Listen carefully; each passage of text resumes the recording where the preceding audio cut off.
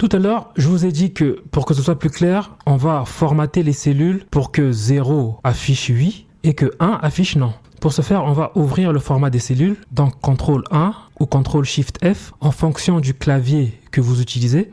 Ensuite, on va aller tout en bas dans Personnaliser. On va supprimer le type ici et on va remplacer par entre crochets est égal à 0. Donc quand la valeur de la cellule est égale à 0, on va afficher le texte non. On va mettre entre guillemets non. Ensuite, on va mettre point virgule. Entre crochets est égal à 1. Donc lorsque la valeur de la cellule est égale à 1, on va afficher le texte oui. Donc on va mettre entre guillemets oui. Ensuite, on va appuyer sur OK. Vous voyez à présent que le 0 a été remplacé par un non. Ce qu'il faut bien comprendre ici, c'est qu'on cherche à savoir si le covenant est non respecté. Donc s'il y a un covenant qui est rompu. Et la réponse est non. Ce qui est effectivement le cas ici.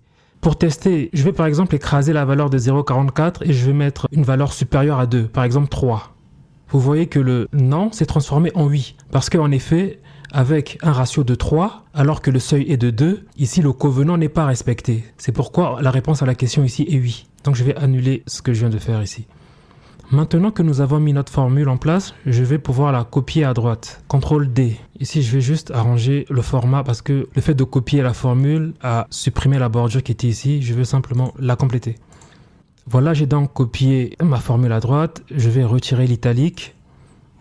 Nous allons donc à présent mettre en place la formule du deuxième covenant. Donc si le ratio qui est ici est supérieur au seuil critique, donc dans ces cas-là, le covenant sera respecté. On va donc mettre la valeur de 0.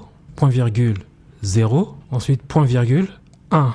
Donc ce qui veut dire que lorsque la valeur calculée ici sera inférieure à 1, la cellule devra afficher 1, parce que là le covenant ne sera pas respecté. Comme je vous l'ai dit tout à l'heure, lorsque vous mettez en place ce type de formule qui répondent à une logique booléenne, donc là où la réponse est soit oui, soit non, plutôt que de mettre du texte, mettez plutôt les valeurs 0 et 1, et ensuite formatez les cellules pour que le 0 affiche non et que le 1 affiche oui.